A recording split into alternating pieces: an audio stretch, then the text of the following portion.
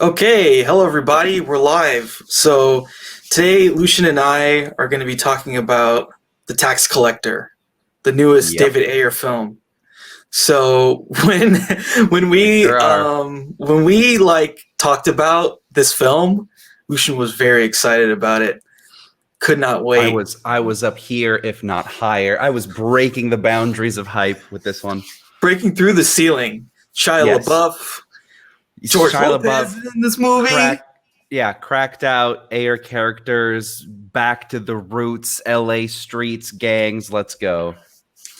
Okay, so yeah, so this film is pretty much about Shia LaBeouf and this guy David, who's played by Bobby Soto. It's mostly about David. It's mostly about David, yeah. I'd say Shia is a more interesting character, but things happen to him. Only interesting character. Yeah. Well, I'd say there's one other that's kind of interesting, but the interesting characters tend to not belong for the world that they're in. Right. So this film, yeah, it's David and Shia's character is Creeper. This guy, Mhm. they're like enforcers for this family of I don't know, like cartel people, and they have to get money from all the different local LA gangs that are protected by them, and so Correct. they Yeah. collect the taxes, but they're just They're it's they're basically mafia just running extortion. Yeah, same shit. same shit, different skin, different color, whatever you want to call it. Yeah. Yeah, and so the beginning of the film is like the kind of classic religious Hispanic family kind of stuff. Like that's the big part of the story is like David's family, and he has a wife and two kids. And It opens up with the title sequence yeah, that is kind of cheesy, kind of cheaply made, you would say, and then it ends on this portrait of this family, and then it fades to from like the little mosaic effect they had on it back to the real photo, and it's like has a couple different words, right? It's like yeah, loyalty, respect, something, something, and then love, family, honor, family. family. Yeah, family being the Yeah, biggest one. yeah, love, honor, family. Photo of Hispanic family. Cut to family all praying together and eating. So they're like, bashing us over the head with this religious stuff, which makes sense. And how idyllic the whole thing is too. These guys, I mean, they basically look like they're just models that you found on Backstage or something, but they are living in this grand house, and they have this big family, and everyone's really happy. Yeah, and David drives like a BMW, and Yeah, yeah. life's good for him at the moment. One thing I liked about the Creeper Shy character is like this dude does hardcore UFC or something because he's got like the cauliflower ears. Cauliflower ears. Yeah, so this dude did some jujitsu. He's been on the mat a lot. So they like have a business that's a front, right? It's like some kind of like repair shop, Something like that. kind of deal, or like car repair, and sells speakers. But yeah, it's a front. They just all they do is they collect money from people. And again, they make sure that they let us know that like everybody who works at the front business, everybody who helps them in collecting their stuff is pretty much all David's family. It's all his cousins or whatever. Yeah. Yeah, he works with his lazy ass cousin. Yeah. Who's and they're like fucking awesome. Okay, I'll take it back. One more interesting character. Yeah, like the first time we see her, she's drunk. She Drunk or drugged out or something. Drugged out, and her and her friend and Dave's like, "Hey, get the hell out of here!" To the friend, it's like you were supposed to open 40 minutes ago. Yeah. Like, what are you doing? Yeah. And she's like, "Oh, you can't fire me. I'm your cousin. Get over it." Yeah. And there's a lot of that too. I just want to point out real quick, the script does a lot of that. Like in the right away, we're introduced to all of his family, and like through the dialogue, like instead of just saying "this is my family," he's just like, "Thank you God for my wife so and so and her mother and sister so and so," and just not very subtly introducing us to like all the different names and relations of people. Yeah, this big. I always pick up on stuff like that in movies. Yeah, that's true. That's true. It's like how you can get the exposition in there in a way that feels natural. Yeah, how are you going to jam 20 people's names Yeah. in the first 10 minutes, you know? I mean, half of which, like, you know, don't even really matter. True. So then we meet Uncle Lewis, who's George Lopez, Him, Uncle Lewis. who's who also runs another like body shop kind of thing or some kind of another front. This is what everyone does. Yeah. You're gonna see a recurring theme. Oh boy, you wait until at the end we discuss what other critics have said about this film. This is going to be a fast and loose one because I don't think Yeah. we can keep a straight face for this one. It's fucking probably anyways. not. Yeah. So yeah, there's a scene in the beginning where they're like, so someone from a gang they were collecting from died, and a new guy took over, and David goes into this. Do you remember this speech he gives the guy? Oh yeah, hard to forget. And there's a montage too. There's like a montage to go along with the speech. It's a montage that basically shows us their day to day, how they do the tax collecting, but also it's kind of weird because I didn't quite pick up on the fact that he was still talking to the guy. I thought we just went through the montage with the voiceover, and he's doing shit like he's like, "You don't fuck with my family. I'll break your fucking legs," and over the whole montage of him, like, I don't know, just giving money to his cousin or something. But anyway, yeah, collecting and giving money. Yeah. Mm-hmm. So that was pretty funny, and yeah, it was a little disorienting. It's like, oh, montage, them doing things, back to and, them. You know, I looked it up because David Ayer is very, very well known for kind of having his own group of people and keeping the same people together. I mean, there's people in this movie who have been working with him since Training Day. So I looked to see, like, because this, and I'm going to get to this later, this is very, very, very low budget, decidedly low budget movie. Yeah. So I was wondering, like, because things like this, inconsistencies with the editing, I was like, is this the people who have been editing with him? And yeah, well, the editor of this movie also edited Bright for him, which was much more polished, I would argue. You know, so yeah, he's got his people with him. So it is legit. It's just something about it just feels disjointed. Yeah. It's like they couldn't. There was also a couple of times where I could tell there was ADR where they're like trying to pull some threads together. We'll get to that. There's like a line in the car, and it's just like, oh no, it's like exposition. Yeah. And it's like, oh, okay. And there's like a complete lack of score for the first 45 minutes of this movie. There's like no music at all, unless it's licensed music. And then towards the end of the movie, they just put in like it just becomes a fucking music video. But anyway, yeah. Sometimes you just don't get there. You just don't have no money. Yeah, I think that's what it was, honestly. Yeah. Okay, so then they go to this, just skipping ahead. They go to this place where I guess they were called in or they're collecting or something, and then so some people had beef with the blood, something to do with this Mexican guy's girlfriend, so they beat him up and they like ripped his eye out or something crazy, something gnarly.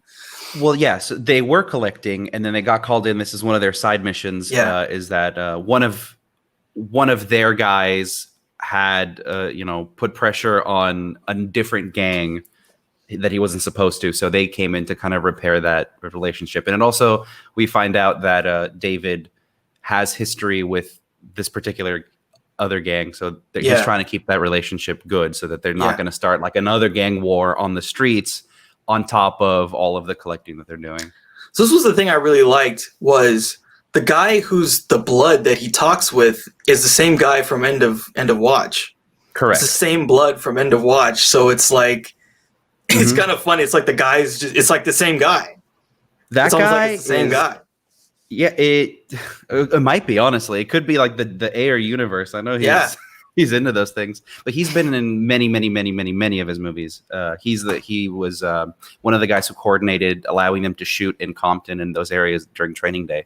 Oh, because that was one of those movies where like you don't just show up with a Hollywood crew to shoot in those hoods, right? So you'll get robbed or whatever. It was very much like his connections with this guy and Antoine Fuqua's connections and stuff like that. Because this guy is going to play a big part in the movie, basically. He's a veteran like gang movie actor, so has that gravitas. Yeah, they're so good. So do you remember? You've probably seen Boys in the Hood, right? Oh, of course, yeah. So you remember the guy who, like in the movie, who shoots Ice Cube's brother? Yeah, okay, yeah. Yeah, so that guy was like, just like on a slight side tangent, that guy was like a legit gang person. Gang member, yeah. Yeah, at the time. And he was in, I think he was also in Poetic Justice. Oh, shit. But this guy, he ended up going back to prison after being in all these movies. Oh, like, no. That's how like into the life he was. Damn, dude. So unfortunately, he died in jail. He didn't get out. Wow. Yeah. So yeah, that's some, like, a lot of these guys, like, it's the real stuff. Like, and this character in End of Watch, like, there's a scene where he gets into a fight with Mike Zavala. they get called to his house and then they get into a fight with it. Like Michael Peña's fighting this guy in the house, and it's like this whole thing. Yeah, go ahead. No, I was just gonna say. So, did you go back and watch End of Watch? Yeah, I did. I watched it like 2 days ago. Oh, that's amazing! How did you? Yeah, such a fucking 10 out of 10, isn't it? It was really good. It's really good. Yeah. I don't think you can make it today, but it's really good. Hell no, you. I did find the ending to be a bit too much, because you go in thinking like, oh, they're both dead, but then what's his name is still alive. You're like, what? But yeah. No, fair enough. I didn't really stop to consider that. Yeah, I guess it does sympathize a little too hard with the cops. I think the problem is, so one thing that's interesting about David Ayer is like he treats the cops as the same as criminals. And that movie, you really see that these guys are, they're freaking stupid and they do a bunch of stupid stuff. It's just they have a badge and a gun, right? Yeah. So I don't know. I feel like that's kind of where we're gonna go, maybe.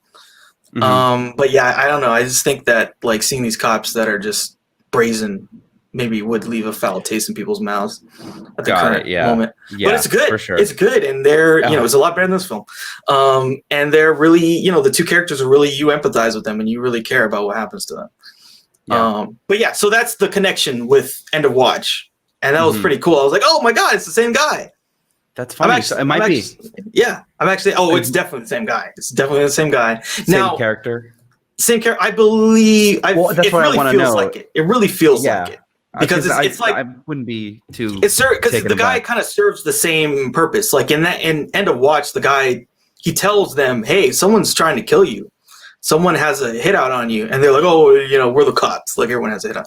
Right. They should have listened to his ass. But yeah. Anyway, so they basically in this film they continue doing gangster shit, right? So then David gets called in, like. Someone's having a quinceañera, right? I don't know if it's his. I thought so. Again, a little muddy with the whole exposition thing, but I thought it was one of his daughters.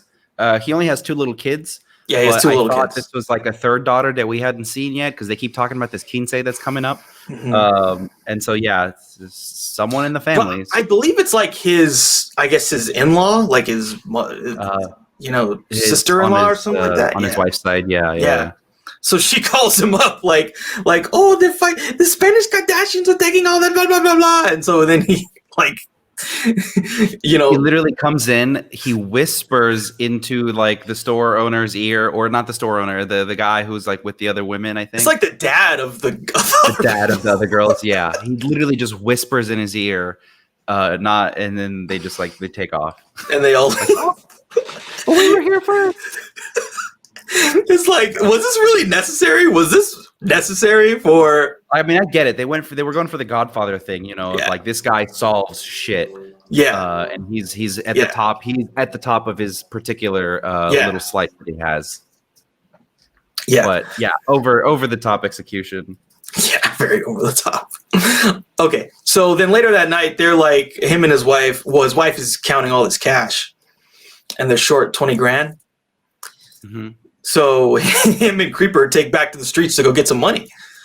Yeah. And they stop at the new guy that they initiated. Were like verbally assaulting for the first 10 minutes of the movie. Yeah, where they're yelling at with the montage. And he tells them this sob story about, oh, I have a daughter with leukemia, blah, blah, blah, this and that. And David basically buys it, right? Yeah. And he gives him mercy. He lets him off. Which is, could be something to do to show us his either how much he values family or that he's not 100% quite like just a heartless bastard yet. Yeah. Even though Shia hasn't turned him that way. Shia's like, nah, let's smoke this motherfucker. Irredeemable, which I love. Yeah, he's the best part of the movie. He really went there. By far. So then I think they go to like another spot, and I think this is where Conejo comes into play in this part. So they're trying to collect on these people that it's like a lot of money. I think they have to collect like $200,000 or something like that. Yeah. And Conejo comes in and he's like, "No, I'm taking over. I came out of wherever he was. He was in a ditch or in a hole somewhere in a prison. Yeah.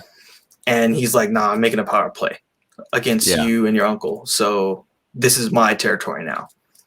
So they it's a lot more. I mean, it's so much more complicated. They give this whole backstory of this other guy who like Venom, David's right? dad killed. Yeah, Venom killed Venom. the Venom's dad, and then there's a line in there where it's just like when you kill someone's family, you fuck with someone's family, make sure you kill all of his sons and all of it.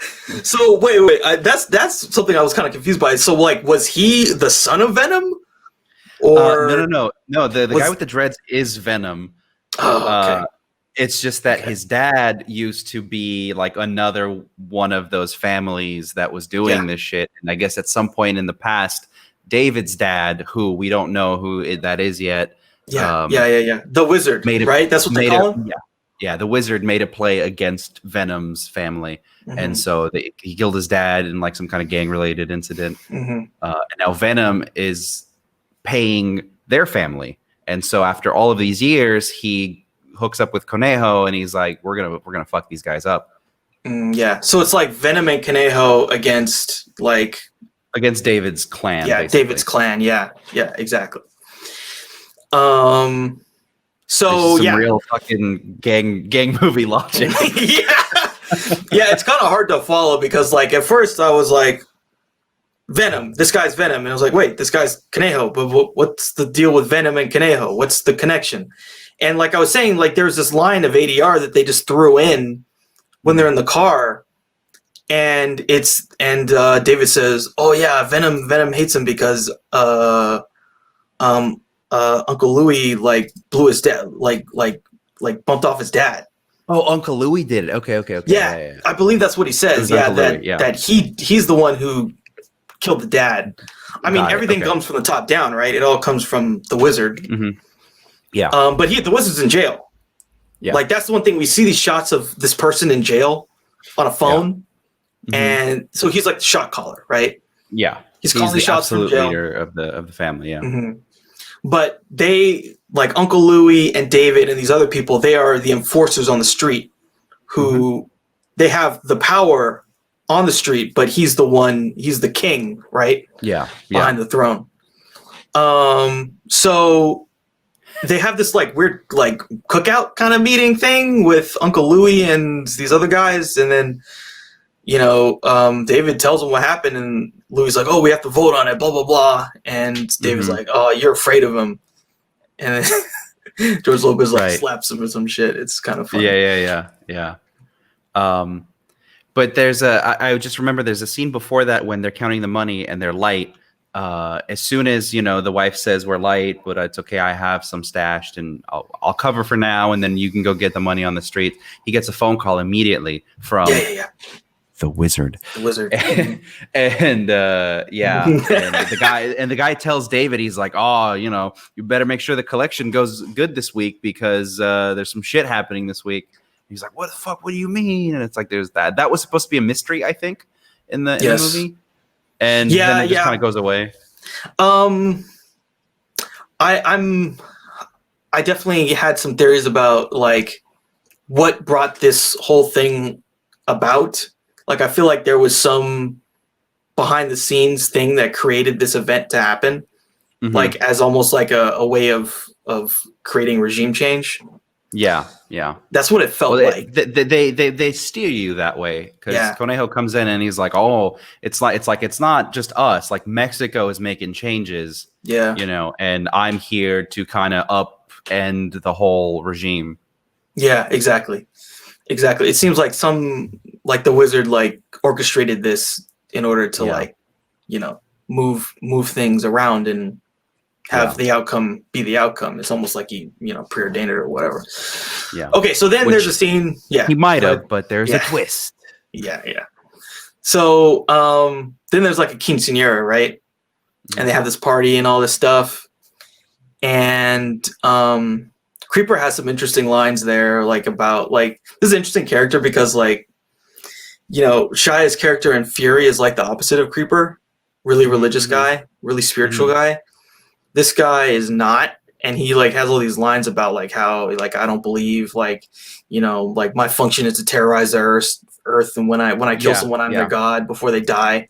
Blah blah blah. there's a couple David Ayer characters that are like that are for whatever reason, because there's a lot of stuff in his movies where it's like religious, either Latino people or whatever, and then hardcore chaotic atheists. Yeah. And for whatever, that's like the absolute like ends of the types of characters that he writes. Yeah, and Creeper is definitely on that end of the spectrum. So then we get to meet this other interesting character, I think, Gata, this woman who works for Conejo, who's like, oh my god, yeah, the right hand killer. Like that's her job. She fucking kills people. Yeah. Very Robert Rodriguez type of character. Yeah. I think there was also in this scene something like the uncle said, like, "Oh, drop the thing with Conejo." I think he said that. Yeah. Well, he gets the whole time. George Lopez and his lackeys are on their phones, and then they go to David on the way out of the quinceanera. Like, don't worry about Conejo. We're gonna go have a sit down with him. We're gonna fuck him up. Like, it's fine.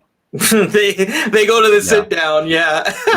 So then Gata comes like, "Oh, hey, you know, your uncle's texting you. Come to the club right now." So a little bit about that. She says, "Check your phone," and so he checks his phone. Because I know it doesn't matter, and it doesn't matter at all. But I'm a stickler for details, so I paused it on the screen because I wanted to read all the text messages. David's phone says like 8:20 p.m. Yeah. All of the messages from his uncle came in at like 9:30 p.m.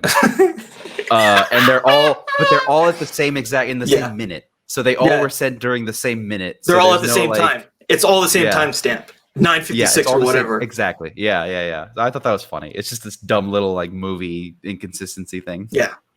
The texts happened in the future. Yeah, exactly. Yeah, and they all 8 of them were sent because they're set up to be like they gradually get more exacerbated. They're like, you know, like answer your phone like holy shit, and then all this stuff. Yeah. So basically, Gata's like, oh yeah, your Uncle Louis wants you to come to this meeting. And he sees all these texts that all have the same timestamp. Nothing wrong there. So they go to the club, and guess what? What happened to Uncle Louis? His head is in a cooler. His head is in a motherfucking cooler. That was pretty cool. George Lopez head in a cooler, though. It was cool, yeah. Not surprising, but it was cool. Yeah, and so this is a power play, and he says, "Dude, kiss the ring now, or else." Yeah, and they don't.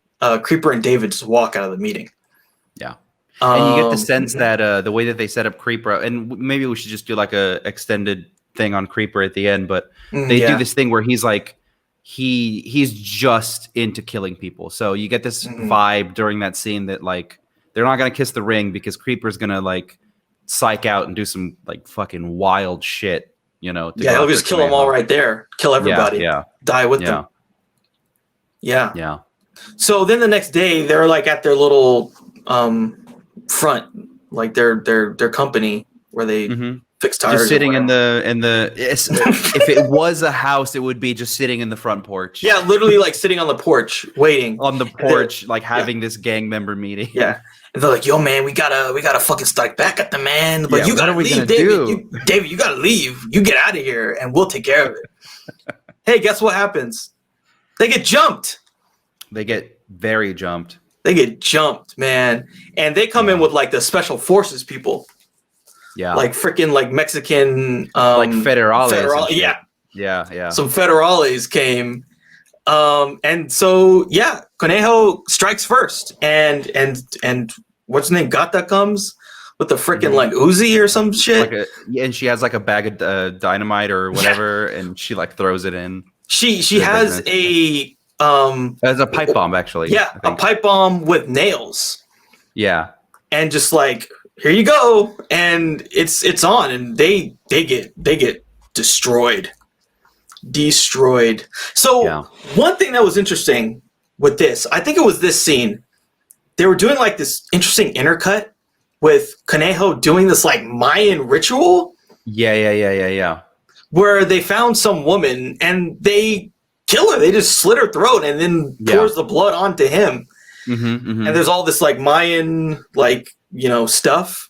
It's like he did that ritual before going to war. It was very interesting.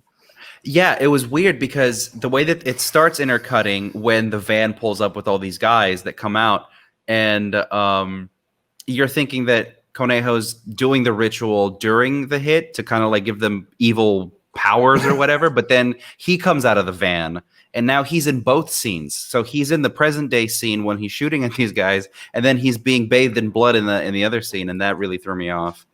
Yeah, that threw me off. Didn't like that. That threw me off a bit too. I liked that scene. The Maya shit was. I like that scene a lot. Yeah. I was like, whoa, this is deep. Yeah, no, I was into it. I wanted more of that, to be honest. In this movie. Yeah, but the intercutting was like, wait, what? He's there? Yeah, it was a little weird. Okay, yeah, didn't totally work. So Creeper gets captured, right? He gets captured, and then they kill the rest of their guys because this is basically like the meeting of the soldiers, and they're all pledging their allegiance to David, and they're like, we'll go to war for you, David. We're gonna go kill this guy. And then 3 seconds later, just kidding, they're already at war. Conejo shows up and he kills all of them, and he captures Creeper. Yeah, and he FaceTimes like later on. So David's like, he gets out. So that's kind of a big moment too. He gets out, but he also kind of leaves Creeper to be screwed, right? He kind of leaves him there to get captured and eventually get tortured. He doesn't stay and fight. So David gets away, and then he's like, okay, I got to get my wife. I got to get my kids. I got to get the fuck out of here. Got to get the hell out of here, yeah. So he goes to find his wife. His wife comes out of work. They go get the kids. While they're in the car, Conejo calls him on FaceTime. And he shows him a video of them torturing Creeper to death. Yeah, just butt naked, tied up, just lashes all over him. Really like visceral, brutal. Really brutal. Yeah. The blood, man, the blood in that scene. Yeah. Splashing around.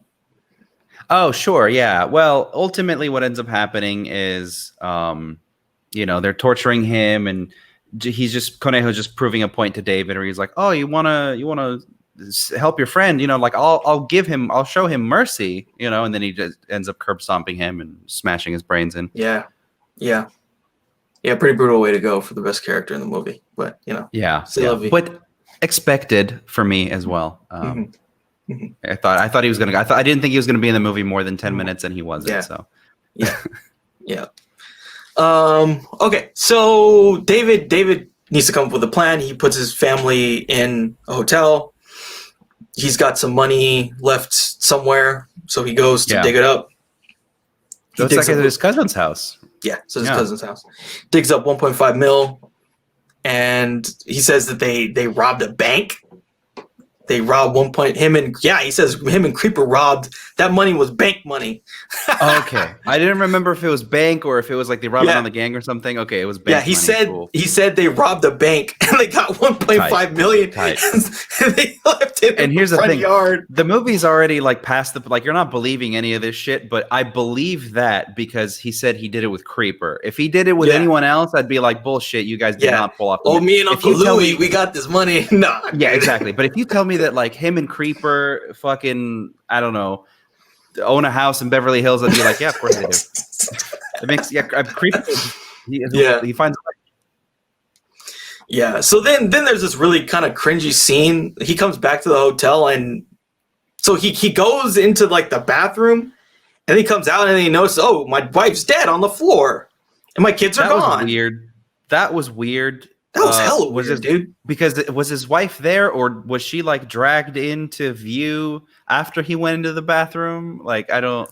Yeah, dude, I don't know. Like in my head, the only logical thing is that he, for some reason, went into the bathroom, and then he walked out. Yeah, and then he walked out and he sees his wife there, just dead, and he's like, "Oh my god!" Yeah, and then he picks her up, he puts her in the bathtub, and I don't know if this was supposed to be like a character moment or what. We can talk about the lead. It was cringy, dude. Whatever it was, hated it was this guy. I laughed out loud during this scene.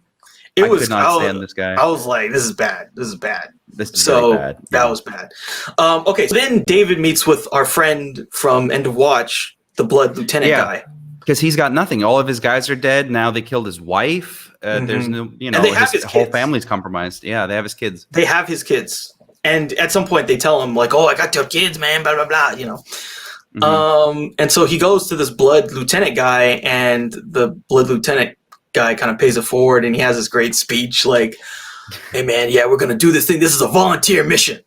Yeah. Okay, this is a volunteer. Immediately, too. Like, they were just hanging out in the house, and he's like, all right, everyone, we're fucking get the shooters. Let's go. Dude, they had, like, strippers in that house? Like, it was a party. Yeah. But, like, he doesn't give it a second of consideration. Yeah, he's like, all right, we're fucking going. Like, let's get this man's kids. That was really cool. Yeah. And then next is, like, a really good scene in this movie. They go to this location, some apartment or something. They bust in, slow motion, and they blast these people. Yeah, the one shot in the movie that is reminiscent of other David Ayer movies. It's the only one. It's the only one that has enough budget to feel like a scene from another one of his Hollywood movies. Yeah, it was good. They blast them. They and it's all in slow motion. It's really artistic. It's slow motion. One camera movement, kind of going through the entire house as you see these guys get blasted in slow motion.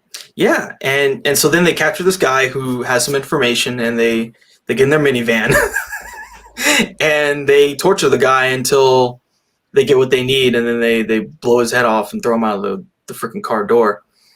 Yeah. Well, worth mentioning. Guys not telling them what they want to hear. They open up the side of the van and they put his head, like they hold his head against the asphalt. While they're driving. Yeah. So they're like grinding this man's face against the asphalt, which is a pretty neat effect. That was a neat effect when you see his face and it's just like half his face is gone. Yeah. This is the kind of again, more of this shit is what I expected to see in this movie. Yeah. And so then the other Bloods, they bounce, but then this lieutenant guy is like, yeah, man, I'm going to be with you until the wheels fall off. And so now they're going to, that's what he said. I know. It's just kind of weird that, I don't know what history these guys have, but like, okay. Yeah. That kind of needs to be addressed more because like this guy like is putting his life on the line for a dude who's not in his gang. Fucking ride or die for this 25-year-old Mexican guy. I don't know. I don't know. Yeah. So they then go to, confront Conejo. They go to his place. They scout it out. David kills some guy, chokes him to death. This lieutenant dude takes on a woman and some other guy, kills both of them, stabs one of them. The woman stabs him in the leg. He stabs her in the chest, and then the other guy takes his gun from him and bashes him in the head until he's dead. And then David goes into the house with a gun, and he sees the two of them, Conejo and Gata, were like watching TV or something, watching a sitcom. Yeah, he sees them through a little crack in the door, and so you assume he's going to be able to line up a shot and just fucking yoink.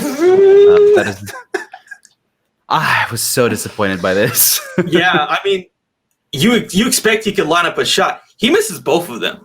Basically, he misses both of them, and then they're both just on the bed. Yeah, they both just go in different directions, and Gata shooting at him, and Conejo goes in the bathroom, and he's like, ah. Yeah. Which is a little against like we watched him perform this Mayan ritual where he like kills a woman to like bathe in her blood, right, for the devil or whatever. Yeah. And then this guy at the end of the movie, he just like rolls into the bathroom screaming like, "Oh my God, what am I gonna do? I can't believe this man who I just murdered his entire family showed up to try to kill us. It's wild." Yeah. Oh, I think one thing that we should say is that I believe they found his kids at that apartment where they found the guy. Yeah, so the guy with the asphalt face, they find his kids, and then there's an old woman there. There's an old woman there, yeah. And for kind of just convenience sake, they're like, "Oh, what are we gonna do? We're gonna torture this man, figure out where Conejo is or whatever." And then she's like, "I know where Conejo is," and that's it. And that's how they find out his location. Yeah, it's one line of dialogue, and then they're like, "Okay." Yeah. I think a lot of this movie was made in post and in not a good way. I think you're correct. No, I think you're right. I think this movie was supposed to be something else, and I really want to know what happened because something happened. There's parts of it that are like, okay, this is a real movie, and then there's parts of it that are like, why are we in a car again? Yeah.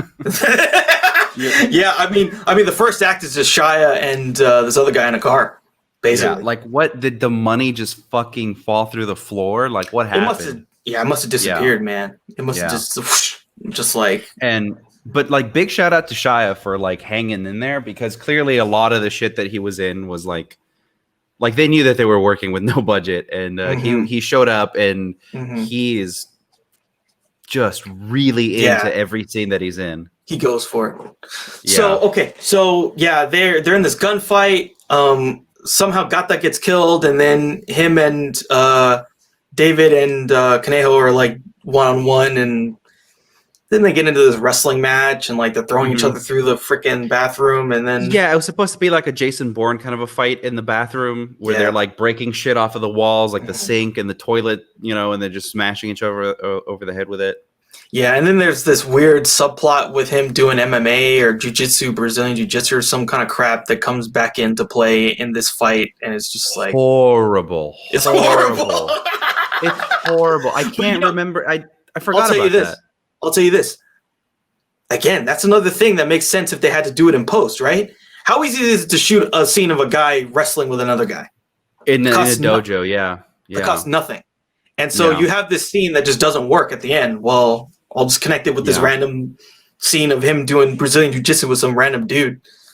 I don't even think that's needed though. Like we've already skipped over so many logical steps into like as to how David is just able to be a badass. That it didn't really like help me to know that he does jujitsu, to know that he can kick this guy's ass. Like he's already fucking in a different plane. It's bizarre. It's just bizarre that they needed to have this whole thing. There's a couple times that happens where we get in the second half of the movie. He has this what I call the Jean-Claude Van Damme moment where he gets to the end of the movie and he needs a little extra motivation to like stick it through and fight the final fight. And he gets a flashback from the same movie, edited the same way, of his motivation. And in this case, he gets a flashback to his wife right before he goes on this final mission. It's like a scene of him with his wife, but it's cut from 10 minutes ago in the movie. And I thought that was kind of funny. And then again, during this final fight, they cut to that jiu-jitsu scene again, edited the same way from 30 minutes ago in the movie. I just thought that was strange. Very strange. But the jiu-jitsu stuff helps him win the fight, and he fights Conejo off, and he kills him with the giant with the like a porcelain sink. Yeah, crushes him and says, "Mi familia," whatever, like for my family, for my mother, for my whatever. Okay.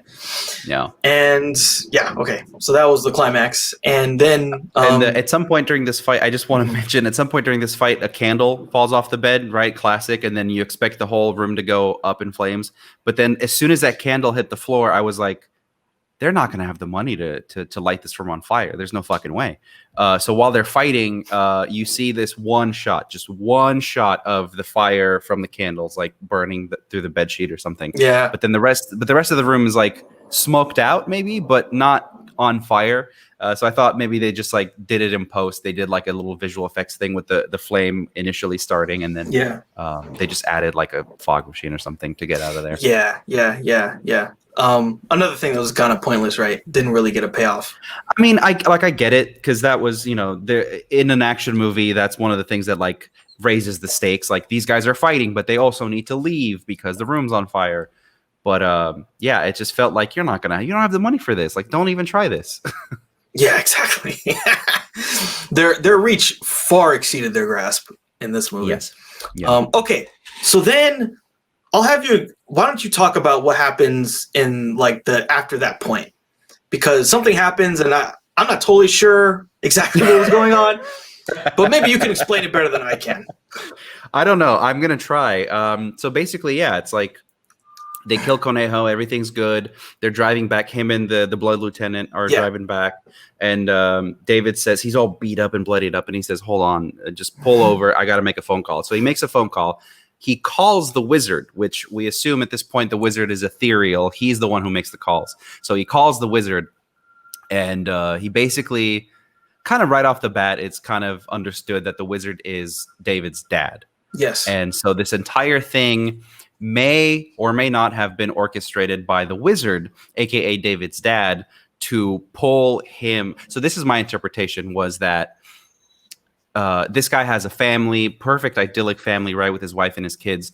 The wizard, his dad, who has always been a piece of shit to him, has orchestrated this coup kind of a thing to kind of test David, to push him into this life kind of over everything. Because now that he's lost his wife or whatever, this guy's hardened. He's never going to go back to that life. He's going to be in the drug game for the rest of his life. So that's what I thought it was. It's also revealed that the wizard is played by Jimmy Smits, which is the only other actor of note.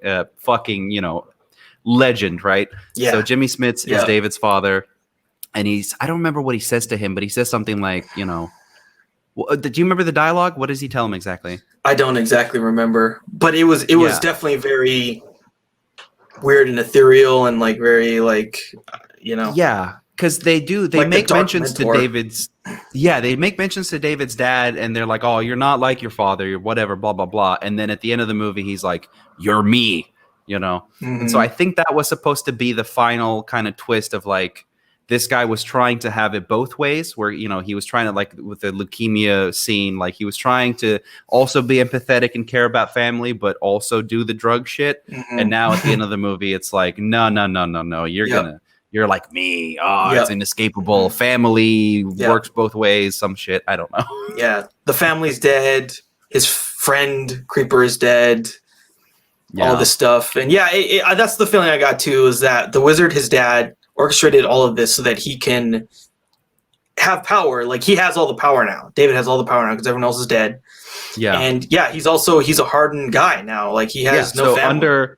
Under working with the wizard, these two men are just there's nobody else. No one's going to try to fuck with them for a long time. So, and also if they, I'm sure they didn't think about it, but if they have a blood connection too, forget about it. These guys are absolutely at the top. So that was the tax collector. Shit, was that it? That was it. That was it. So a couple of things that gave it away for me that this was gonna not be what I wanted it to be. An hour and 30 minutes does not bode well for me when I see a movie like this. Nothing against, because you can make an hour and 30-minute big budget movie like we saw Greyhound, right? And that was fucking awesome. Yep. And that serves its purpose, and then it's out. Mm-hmm. But for a movie like this, because again, I've seen all of his other movies, and I kind of know, especially his last couple of movies have been big, like $100 million Hollywood productions. Bright, I think, was the most expensive fucking thing ever made, right? And so I expected it to be on the, something like a Sicario budget, maybe not the highest budget, but like condensed and very like to the ground and intense. And it ended up being a straight to DVD, like Nicolas Cage movie, which I also watch a lot of. But there are modes when you're working at that level of budget. So a lot of it is people talking in cars. A lot of it is nothing happening until the last 10, 15 minutes of the movie. And this movie kind of followed that all the way through. And it was a little disappointing because it had all these things going for it. I mean, again, my hype was through the roof. It had like all of these people connected to it that I really enjoy their movies. And it just ended up being just a run of the mill. You know, if this was like the year 2007, you would find it at Blockbuster and watch it, and that's it. Yeah, it really didn't hit on a lot of things that you would want it to, and it just fell flat, like based on the standard of the things that he's made. You know? Oh, by far his worst movie. By far, I would say. Like unquestionably his worst movie.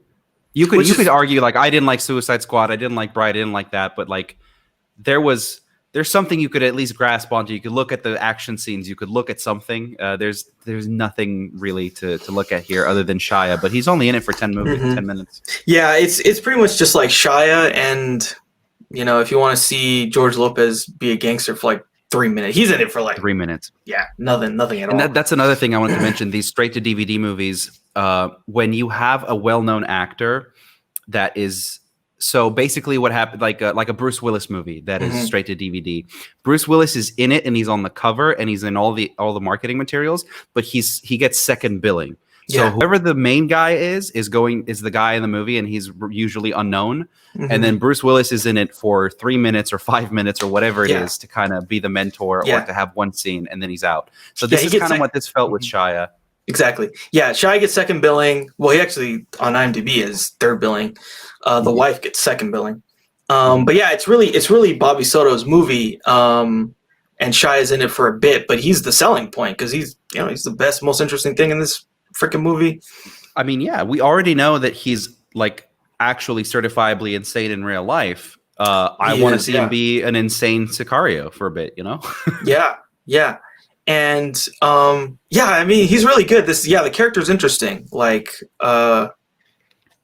just like the pure death, you know? Yeah, pure chaos. There's nothing. He doesn't have a character at all. It's just, I like murdering people. I like having sex with girls. That's it. That is his entire character. That's it. I like there was one line David says when Gata leaves, like, "Oh, you should get with her. You guys will have demonic children together." Yeah, that was funny. That was pretty funny. I hated that character, but that made me smile. Yeah. David, I don't know if you want to talk about it, but the actor for David could not have been more miscast, in my opinion. Just literally pick wasn't great. Anyone off, pick someone off the streets, and they would have done a better job. I think this guy just had this like pretty boy, fuck boy energy that just did not make sense.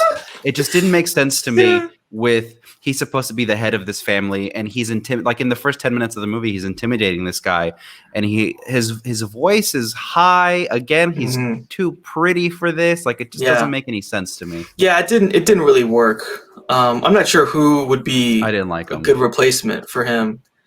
I don't care anyone. Well, there's a character on Mayans MC, the FX, the Sons of Anarchy spinoff that I think would have been a lot better. Like there's a lot of things you could do. There's a lot of great Latino actors. Yeah. I just think this guy is more of a model than he is an actor. So I wanted to just read some of just like the headlines of some of the reviews that have come out for this movie, because they are excellent. Okay. Yahoo News, written by Carlos Aguilar. The Tax Collector is one of the most atrocious viewing experiences of the year. Wow. That's strong. So, LA Times. Director denies that he put Shia LaBeouf in brownface. But controversies linger. That's the LA Times headline. Are there controversies? Does anyone care enough about this movie? For maybe 10 seconds. This movie is going to be forgotten like tomorrow. Yeah. So let's see another one. The Tax Collector film review. Shia LaBeouf got his torso tattooed for this ? That is a thing. Yeah, apparently he did get his torso tattooed. Yeah, that's hardcore. He's a maniac. He's Variety. More madness than method to Shia LaBeouf's latest. Okay. And this one is from IndieWire. The Tax Collector review. Shia LaBeouf's racist role is a problem. Yeah, I don't know about that. I feel like you can just write those articles because they write themselves these days. They do write themselves. It is clickbaity, right? Like how do you when a movie like this, how do you get yourself like read, right? Exactly. And I because think this movie, you feel nothing really. It's just like, okay, Shia was interesting. That's it. You could write one of those articles and say it's problematic if this was something that had hit theaters, or this was something on a scale, this was put out by Sony or Universal or something that had major backing that a lot of people would see. That I could see that, but it doesn't, and it kind of is just going to end up in the bargaining bin because I guarantee you, if you go back through the years and you pick up a fucking Mickey Rourke movie from 2006 or whatever, or any one of these things, like, you know what I'm talking about? Like, there's problematic shit in those movies, but nobody sees those movies. Yeah. They're not made for the mass market, so I don't see why you should get upset. So this is from the Yahoo review. Toxic macho energy permeates writer-director David Ayer's latest South Los Angeles set, Shoot 'em Up. The tax collector is a viciously exploitative bloodbath that regurgitates the negative image of Latino people still so pervasive in media. Brown bodies begin to pile up in a by the numbers senseless vile wave of carnage. Blah blah blah blah blah. Yeah. Whoa, that's that's like declaring war, right? Pretty much. I mean, the journalistic declaration of war. But you have to look at it. We have to look at it from a different perspective. Like, yes, okay, brown bodies begin to pile up, but that is the movie, right? That's the movie that they're making, and also everyone in this movie is brown. Every single the amount like this again. Apparently, this production was very small, but they put in money into these neighborhoods and they hired all of these actors that otherwise probably would not have work, right? So for sure. Also look at it from that perspective, and you can say like he made a concerted effort to hire like genuine Latino people and fucking like LA natives and things like that. Yeah, for sure. I think the problem with this film is not that it's, you know, Hispanic people killing each other. It's the fact that someone cut the fucking budget real quick. Yeah.